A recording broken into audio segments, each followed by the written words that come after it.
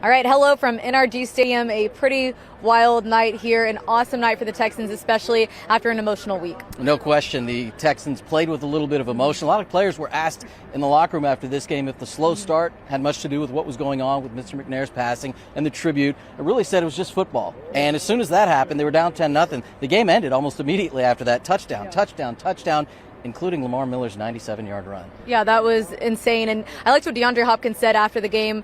He was asked about that slow start when they were down 10-0, and he said, hey, we started the season 0-3. That's nothing to us. And so that's kind of the mentality that this team has had. It kind of seems like they've got that chip on their shoulder. They know what it's like to be down, and it doesn't get them out. Certainly a team that's been together all season. That is one reason why the 0-3 start. They didn't seem to lose faith, even when they nearly gave away that Colts game. But remember, that was win number 1. This was win number 8. And all those wins in between, they keeping Indianapolis 2 games behind them with this win here. But it was really about the rushing game. Yep. Deshaun Watson had a career high with 71 yards rushing. Lamar Miller had his best game ever. And this should blow everybody else away like it does me. A 97-yard run for Lamar Miller tonight. There's only been 2 runs of 97 yards or more in the NFL since the final week of the 2014 season. And Lamar Miller has both of them. And it's only been done 6 times total, and he has 2 of them. So that is really incredible. And DeAndre Hopkins said after the game he was due for a game like that, and I think he felt that way. I think everybody felt that way. And you can tell how good the run game was because this game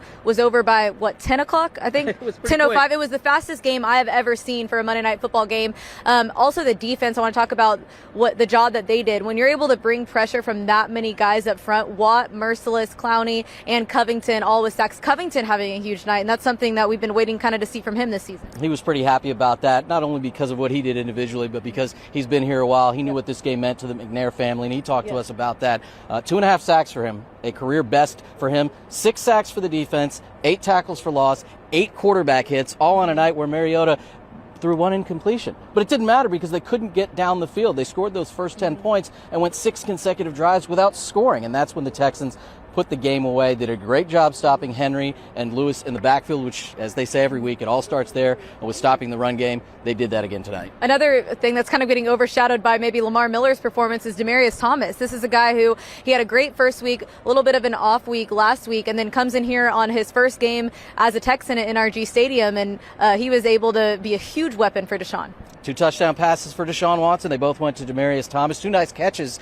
for Thomas on each of those plays. And he noted it was his first home game, first time in this atmosphere. Even the different atmosphere, they probably won't have one like this moving forward because of what was going on with Mr. McNair. But DeAndre Hopkins talked about how good it was for him. And he wanted to also kind of put the pressure back on Demaryius, saying this is what we expect from him. 3 catches in the first quarter against Denver and hadn't had a catch since until the 4 he had tonight. 2 touchdowns. Definitely a huge boost to the offense on another night where Keke Coutee is unable to finish because of that hamstring injury. Yeah, and we're seeing, when Will Fuller, we knew he was out for the season, and they were looking for that missing piece, and Demaryius Thomas has come in and just fit beautifully with this offense, and I think everyone's excited to see that. Now they want to make this 9 straight. Got Cleveland here next week. It's pretty nice that they have 2 more home games before hitting back on the road. No question about it. Cleveland and Indianapolis, we've said before this game, 3 wins at home in a row gives the Texans the division. At 8-3, they definitely are looking for bigger things than that. First things first, clearly put the teams in their division away, which would happen with a win over the Colts if